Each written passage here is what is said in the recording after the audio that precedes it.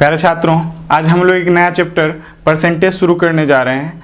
इसमें सबसे पहले ये सीखेंगे कि प्रतिशत आखिर होता क्या है, इसका कॉन्सेप्ट क्या क्या बन रहा है, फिर धीरे धीरे सवालों की ओर बढ़ेंगे। तो चलिए सबसे पहले ये सीखते हैं कि प्रतिशत आखिर होता क्या है।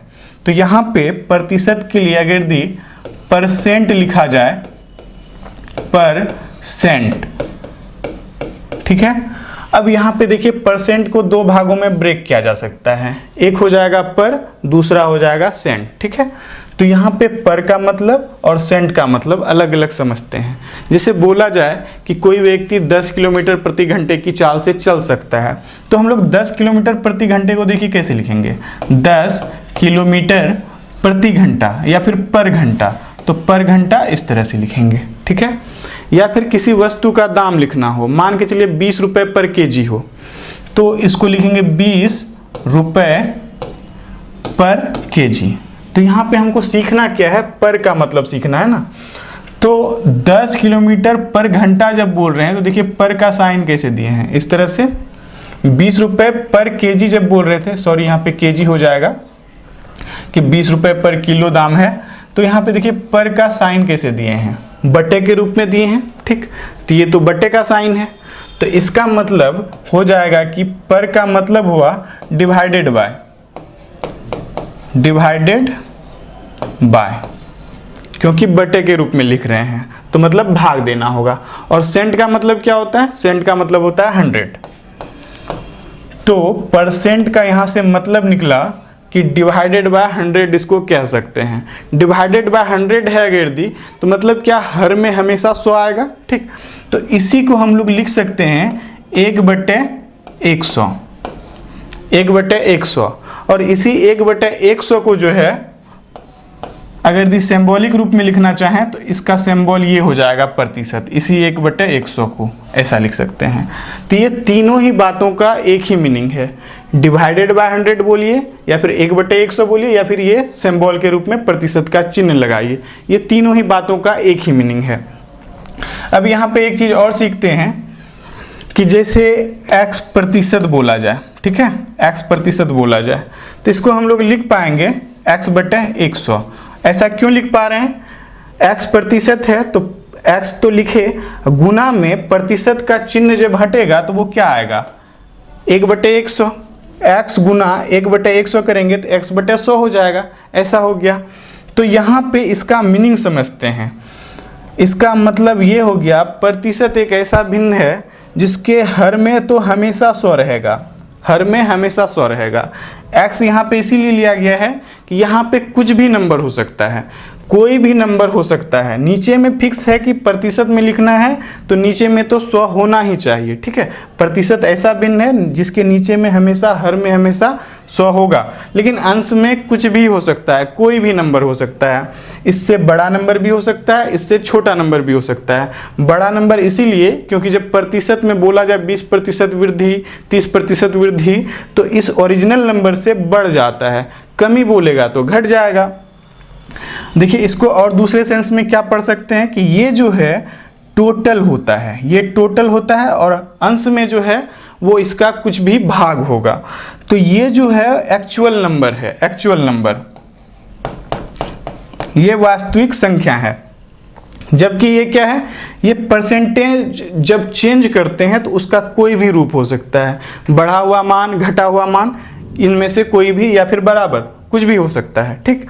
तो x के जगह पे यानी कि अंश में कोई भी नंबर होगा, जबकि हर में हमेशा 100 ही होगा, प्रतिशत के रूप में अगर लिखें। अब कोई एग्जांपल लेते हैं, जैसे 30% है, तो 30% को क्या लिख पाएंगे, 30/100, ठीक है। तो प्रतिशत का चिन्ह हटेगा, हमेशा 100 लिखेंगे। तो यहाँ से एक चीज़ समझ आएगा, प्रतिशत का चिन्ह हटाना हो तो हमेशा 100 से भाग देंगे। अब यहाँ पे इसको और बोल सकते हैं क्या कि 100 में 30, जैसे मान के चलिए 100 नंबर का एग्जाम हुआ हो, 100 नंबर में आप 30 लाए हों, तो उसका लिखा कैसे जाएगा कि 30/100, मतलब टोटल ये हो गया 100 नंबर का एग्जाम, उसमें आपने 30 लाया तो ऊपर में 30 लिखाता है, इस तरह से। अगर यदि 100 में x था तो ये x प्रतिशत हो गया, 100 में 30 था तो ये 30 प्रतिशत हो गया। तो इसका मतलब अगर 100 में कोई 50 नंबर लाए, ठीक है, तो इसको बोल सकते हैं कि ये 50 प्रतिशत के बराबर होगा, ठीक है। अगर 100 में कोई 20 है तो इसका मतलब क्या है, ये 20 प्रतिशत है। लेकिन अगर यहाँ पे 50 में कोई 20 हो तो क्या ये 20 प्रतिशत लिखा पाएगा? नहीं लिखा पाएगा, क्योंकि ये 100 में नहीं है। अगर ये 50 के जगह पे 100 होता, 100 में 20 होता तो 20 प्रतिशत लिखाता, लेकिन 50 में अगर 20 है तो ये 20 प्रतिशत नहीं लिखाएगा, तो ये गलत हो जाएगा। हाँ, लेकिन ऐसा कर सकते हैं, अगर आप इसको 100 बना पाएँ तो ये फिर सही हो जाएगा। तो 100 देखिए बनाने के लिए क्या कर सकते हैं, इसको 2 से गुना कर सकते हैं, क्योंकि इस साइड 2 से गुना किए तो इधर भी 2 से गुना कर दीजिए। तो 50 गुना 2 करेंगे 100 हो जाएगा, और ये 20 गुना 2 करेंगे तो 40। हाँ, तो अब जो होगा ये 40 प्रतिशत के बराबर हो जाएगा, ठीक है। अब थोड़ा अगले कॉन्सेप्ट की ओर आते हैं। अब देखिए यहाँ पे एक चीज़ यहाँ पे सीख पाए हैं कि प्रतिशत जब भी हटेगा, प्रतिशत का चिन्ह हटेगा तो 100 से भाग देना पड़ेगा। अब ये सीखते हैं कि अगर यदि हमको किसी भी नंबर को प्रतिशत में बदलना हो तो क्या करेंगे। तो प्रतिशत में बदलने के लिए क्या करना है वो सीखते हैं।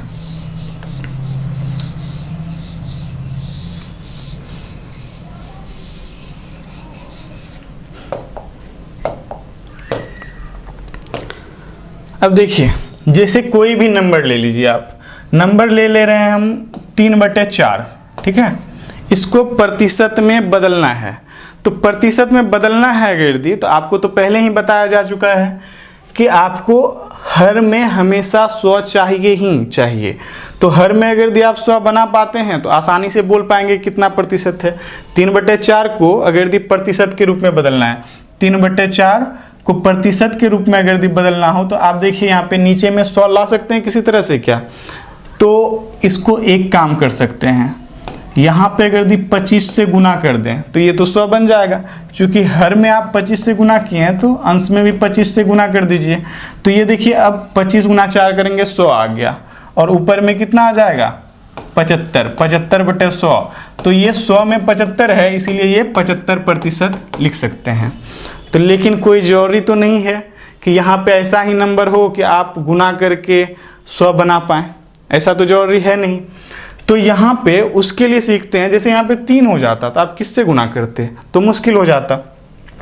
जैसे इसी 3/4 को लिख रहे हैं और इसको प्रतिशत में बदलना है, तो आपको पहले ही बताया जा चुका है कि 1/100 और इसी को सिंबल के रूप में प्रतिशत ऐसा लिखते हैं, ठीक है। 3/4 है, क्योंकि जब तक 1/100 आएगा नहीं तो हम प्रतिशत का चिन्ह लगा नहीं पाएंगे, प्रतिशत में बदल नहीं पाएंगे। तो यहाँ पे करते क्या हैं, 100 से ऊपर में और नीचे में गुना भाग कर दिए, ठीक है। अब ये 100 तो कैंसिल हो जाएगा, 3/4 ही बचा। लेकिन हमको 100 नीचे में चाहिए ही चाहिए, 100 नीचे में चाहिए। अगर 100 नीचे में चाहिए तो आप देखिए यहाँ पे कटा भी तो सकते हैं, 4 से कटा देंगे, ये 25 बार में कट जाएगा, और यहाँ पे नीचे में 100 भी बच गया। तो 25 गुना 3 75, और इसी को लिख सकते हैं 75, और यहाँ पे 1/100 लिख सकते हैं। और इस 1/100 के लिए क्या आ जाएगा, 1/100 के लिए परसेंट का चिन्ह आ जाएगा, तो 75% ऐसे लिख देंगे। इसका बेसिक कॉन्सेप्ट यही है कि किसी भी संख्या को जब प्रतिशत में बदलते हैं तो 100 से गुना भाग करते हैं, फिर जाके आप नीचे में 100 के रूप में लिखते हैं, फिर जाके प्रतिशत में लिख पाएंगे। लेकिन इतना करने से हम लोगों को बचना है।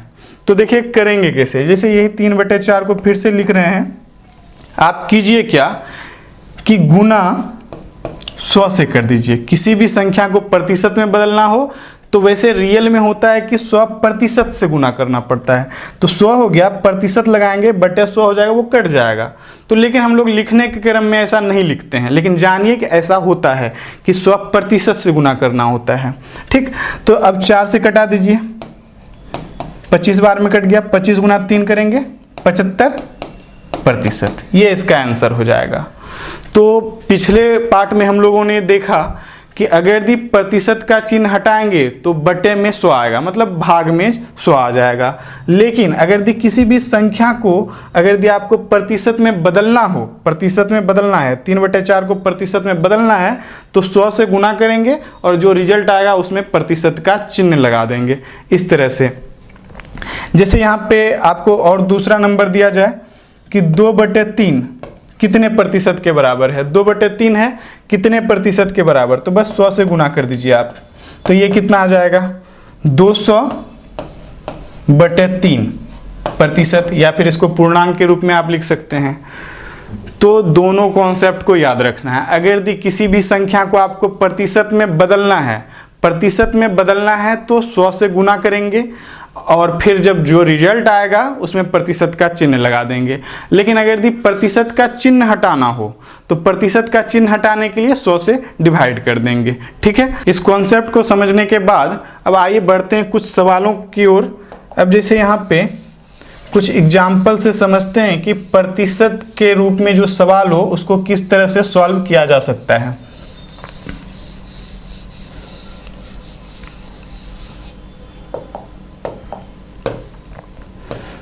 जैसे मान के चलिए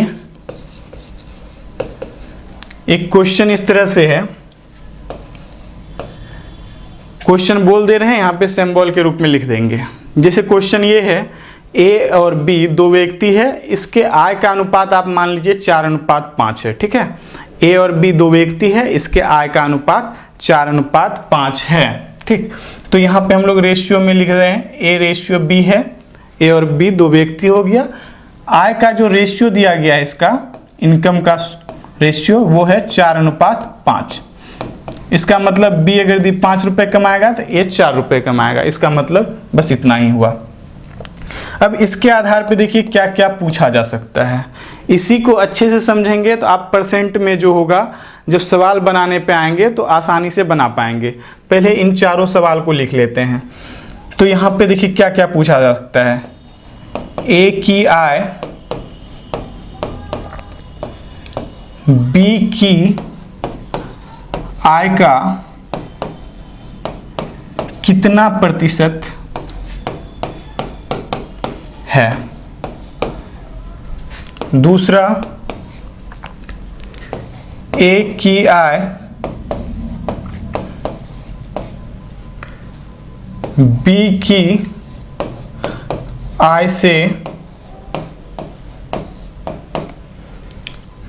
आय से कितना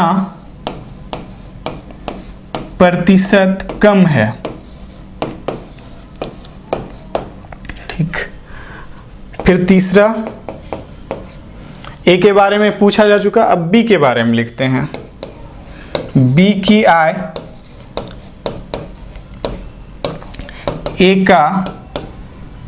ए की आय का कितना प्रतिशत है।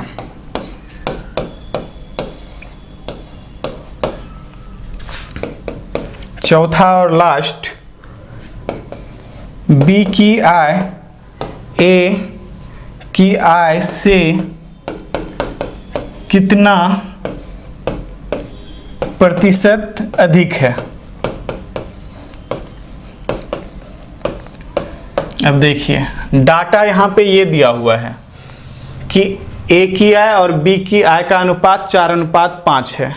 इसके आधार पे ये 4 क्वेश्चन दिया गया है और इन चारों क्वेश्चन को अगर यदि अच्छे से सॉल्व करना आप सीख जाते हैं तो आगे जब बढ़ेंगे क्वेश्चन की ओर तो वहाँ पे आपको कहीं भी ये दिक्कत नहीं होगा किसको अंश में लिखना है, किसको हर में लिखना है। तो इसके लिए आपको अच्छे से इसको सीखना है।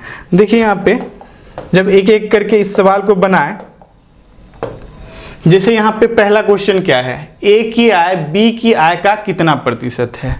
ए की आय बी की आय का कितना प्रतिशत है। तो यहाँ पे ए कितना है, 4 रुपए कमाता है, बी 5 रुपए कमाता है। जब यहाँ पे ये बोला जा रहा है ए की आय बी की आय का कितना प्रतिशत है, तो आप ये देखेंगे कि तुलना किससे किया जा रहा है। अब तुलना किससे किया जा रहा है, तो बी से तुलना किया जा रहा है। अब समझेंगे कैसे कि तुलना बी से किया जा रहा है, तो आप समझेंगे यहाँ पे सवाल में आपको जहाँ पे भी का लगा होगा, से लगा होगा। सवाल में जहाँ भी का लगा होगा, से लगा होगा, समझ जाएंगे कि उसी संख्या से उसका तुलना किया जा रहा है। ए की आय बी की आय का, यहाँ पे का लगा हुआ है तो मतलब बी से तुलना किया जा रहा है कि बी की आय का कितना प्रतिशत है। अब देखिए सॉल्व करते हैं इसको, पहला नंबर को सॉल्व करते हैं। जिससे तुलना किया जाएगा उसको हर में लिखेंगे, जिससे तुलना किया जाएगा उसको हर में लिखेंगे।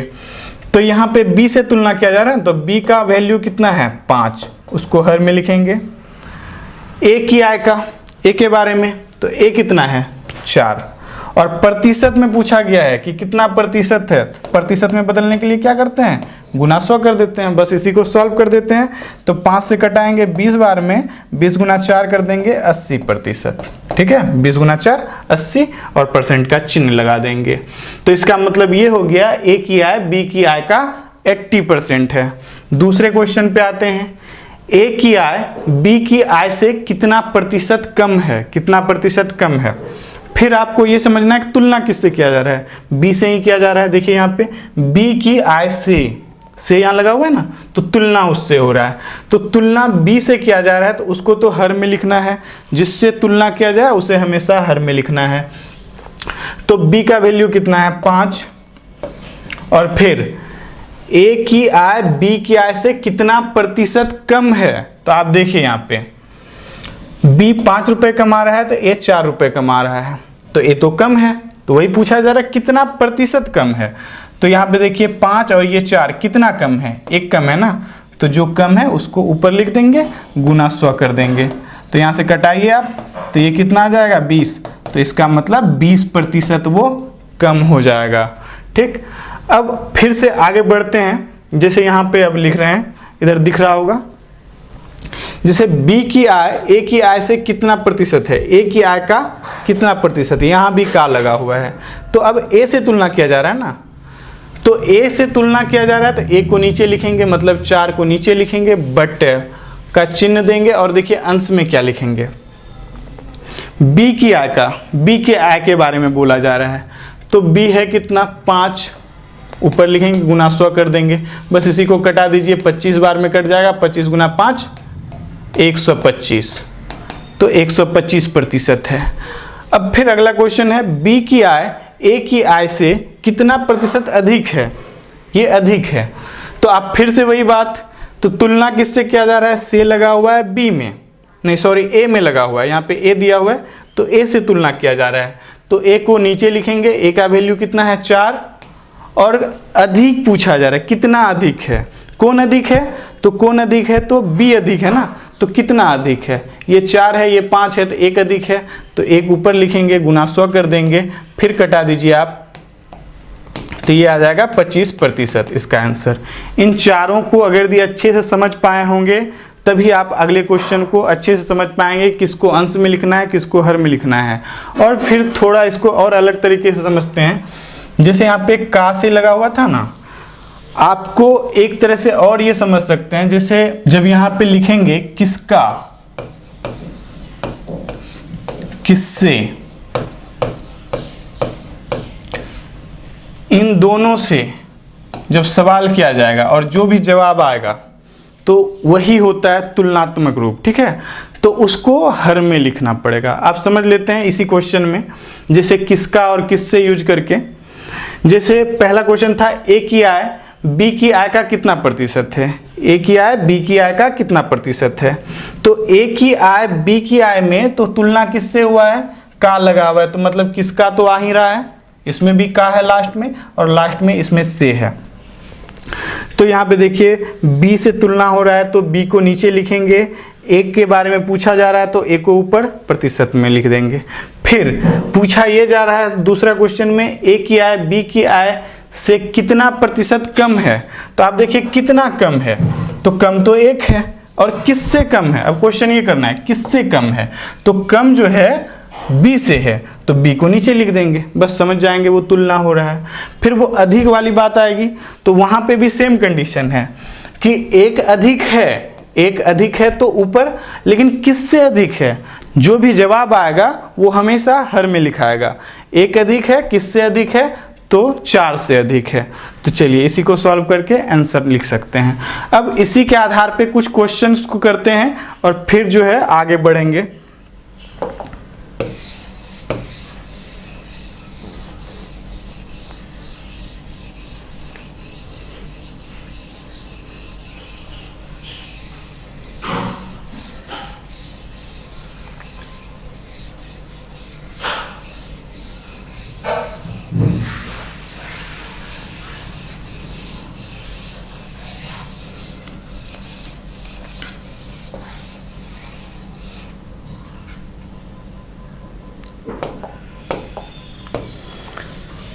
सिंपल कुछ क्वेश्चंस को लेते हैं। जैसे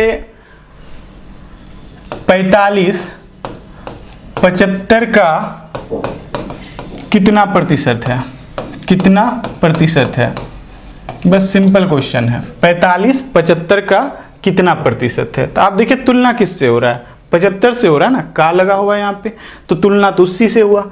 तो 75 को नीचे लिखेंगे और 45 को कहाँ लिखेंगे, 45 को ऊपर लिखेंगे। प्रतिशत में बदलना है, कितना प्रतिशत है, तो यहाँ पे गुना 100 कर दीजिए आप। और जब सॉल्व करेंगे तो लास्ट में, चूंकि यहाँ पे 100% से गुना करना पड़ता है, पहले भी बोल चुके हैं 100% से गुना करना पड़ता है, लेकिन आप यहाँ पे लिखने के क्रम में ऐसा नहीं लिखते हैं, छोड़ देते हैं। और लेकिन जब रिजल्ट आएगा तो उसमें ज़रूर प्रतिशत लगाएंगे। तो प्रतिशत में बदलने के लिए 100 से गुना करते हैं। चलिए कटा दीजिए इसको, कटाएंगे अगर दी तो 25 से 3 बार में, 25 से ये 4 बार में, 3 से फिर 15 बार में, 15 गुना 4 करेंगे तो ये 60% हो जाएगा।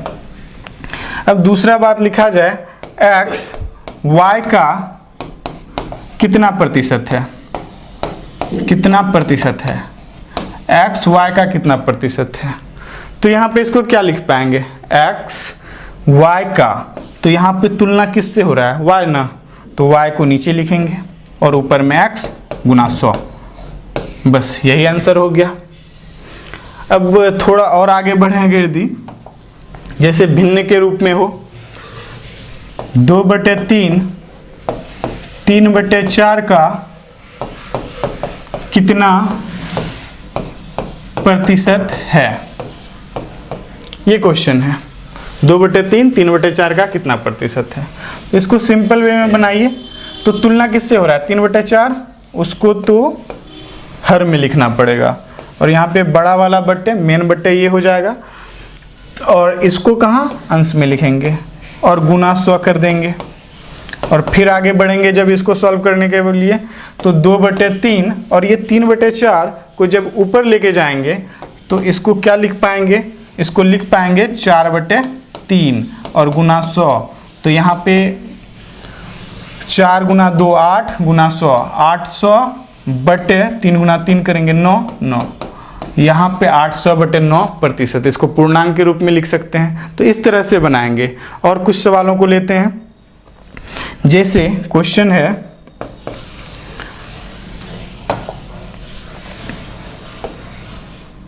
₹20 5 रुपए का कितना प्रतिशत है।